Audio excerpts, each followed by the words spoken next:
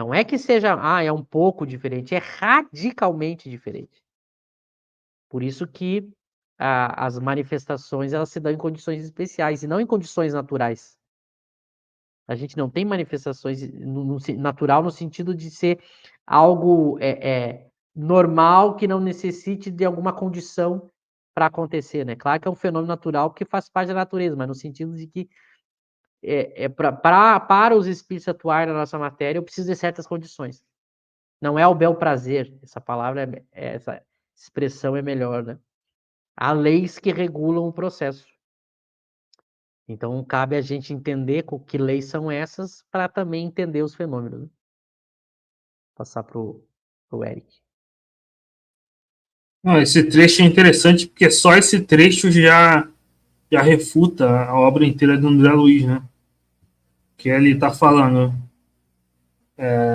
Não tem. Eles passam por buraco de fechadura, eles não são impedidos por buraco de fechadura, por tubo de chaminé, né? Ué, mas não tinha casas lá naquele mundo, né? Então, como é que seria isso, né? Se eles tivessem realmente esse mundo espiritual materializado, né? Então, a gente sabe que existe, né, o período ali de perturbação, né? Mas alguns espíritos podem ainda acreditar que estão vivos, ainda tem, mas isso é um período ali, né, que passa, né? Não há uma estrutura materializada no mundo espiritual, né? E quanto à questão do fluido, né? O, o Michel explicou bem, né? O fluido era um termo utilizado para tudo, para matérias cuja natureza se desconhecia, né? Então, falava de fluido calórico, né? Enfim, mas não pode se confundir fluido com energia, porque energia é uma propriedade da matéria grosseira, né? E fluido seria uma matéria, nesse sentido aqui, uma matéria mais sutil, uma matéria mais etérea, né? Né? Então, e isso também rebate outras crenças do movimento espírita brasileiro, né? Como, por exemplo, a crença de que o centro espírita seria um local especial, cujos espíritos maus não entrariam, né?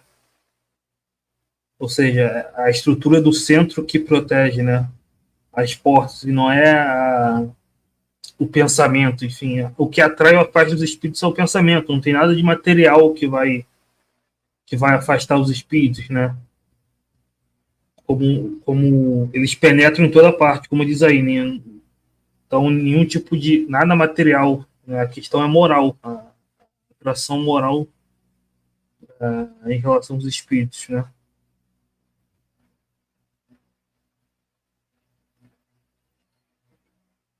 Enfim, tem uma pergunta aqui do Luciano que pergunta: é necessário para o espírito se manifestar a presença de um médium? Eu só para ser rigoroso, eu pegaria eu trabalharia na pergunta do Luciano a palavra presença, né? O que ele está querendo dizer por presença? Porque precisa sempre de um médium para o espírito se manifestar, sempre. Tá? Não há manifestação espírita sem um médium. Mas isso não quer dizer duas coisas. Primeiro, que sempre o médium saiba que está participando do processo. Isso não precisa, porque ele pode nem saber que é médium e está fornecendo fluido. Então, pode. Tem uma questão no livro dos médiuns que é justamente sobre isso. Ele pode se manifestar à revelia do médium, ou seja, sem o médium saber que ele é um médium que está fornecendo. E também, por exemplo, há relatos no livro dos médiuns que um espírito se manifesta e o médium está nas redondezas. Nas redondezas, né? Ele era uma médium que estava ali pela quadra, pelo bairro. Então, veja, não estava presente, por isso eu falei da palavra presença, né? Então, o espírito precisa sempre de um médium, sempre, da teoria kardeciana. Mas o médium pode não saber que está participando, nem pode saber, pode ser que nem saiba que é médium, e também pode estar numa certa distância, né? Uma certa distância. Ele pode estar, mas precisa sempre do médium. Porque somente o médium produz o fluido de que o espírito precisa. Porque lembra, como o perispírito ele é de uma natureza diferente do mundo material, eu não consigo atuar no mundo material porque é de outra natureza. Então ele tem que combinar com algo que é do nosso mundo material, que é o chamado fluido animalizado. Por que esse termo animalizado? Porque tem a ver com o corpo físico. Ele combina o fluido dele com o fluido do médium. E aí ele age. Claro que quando a gente vai aprofundar o estudo da teoria em O Livro dos Médiuns, a gente também vai perceber o seguinte: muito cuidado na hora de entender essa explicação de o espírito pega um fluido do médium e combina com o seu. Porque quando a gente pensa assim, muitas vezes as pessoas raciocinam que é algo que ele pega do médium e é separado do médium, né? Como eu pegar um objeto, uma substância. Mas também não é assim.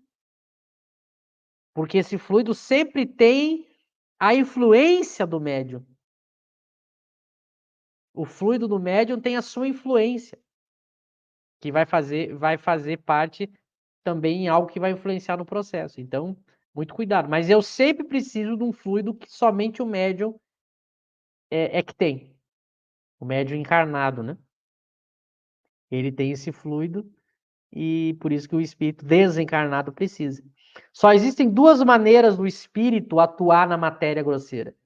É através da mediunidade ou encarnando na matéria. Por exemplo, nós estamos atuando na matéria 24 horas por dia, ou seja, nós estamos num corpo e a gente está mexendo nele, né? Tá usando ele. Mas por isso que a gente encarnou nele. E fora encarnar através da mediunidade. Senão não existe uma maneira. Por isso que muitas coisas não vão ser possíveis do espírito realizar. Porque ele depende da mediunidade para poder fazer. E essa combinação não é fácil. Essa combinação não é fácil em várias circunstâncias, né? Então, e isso é uma sabedoria divina, né? Porque senão a gente teria interferência a todo momento, isso comprometeria o nosso livre-arbítrio, a vida social e até o risco de vida, né? Porque imagina se os espíritos pudessem atuar na nossa matéria, assim.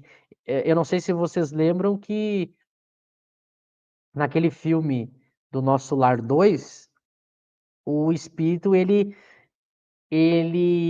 influencia alguém a colocar fogo na casa, né? Ele vai lá no ouvido da criança, do adolescente lá, e ele fica soprando pro adolescente botar fogo na casa. Imagina se fosse simples assim, né? É uma coisa ridícula, né? Se eu pudesse influenciar facilmente um filho a botar fogo na casa porque eu não gosto da mãe. Né? Como se fosse uma coisa simples. Claro que aí, nesse caso, ainda a gente está falando de influência de pensamento para pensamento. E aí é outra coisa que não é o que a gente está tratando de influência material direta. Mas mesmo nessa influência de pensamento a pensamento, não é bem assim para eu convencer alguém a fazer uma coisa absurda, só porque o espírito não gosta de alguém, né? E eu não sei se vocês lembram que quando a casa começa a pegar fogo, chega o mentor e ele produz um vento, né? Ele fecha a janela, produz um vento lá que apaga o fogo. Mas o espírito não poderia fazer isso se não tivesse um médium. Senão, todos os incêndios do mundo, os espíritos, os anjos de guarda poderiam apagar, né? Por que eles não fariam sempre? Então, por isso que esse é o problema do romance, né? O romance ele começa a colocar esses ingredientes ridículos e as pessoas passam a achar que é assim. E é por isso que as pessoas têm medo de mediunidade, né? Por que as pessoas têm medo da mediunidade? Por causa desses romances. Como a intenção do Emmanuel e do André Luiz é fazer com que as pessoas não pratiquem a mediunidade, porque eles são inimigos do espiritismo, eles criam essa narrativa que vai assustando as pessoas, né? As pessoas têm medo da mediunidade porque elas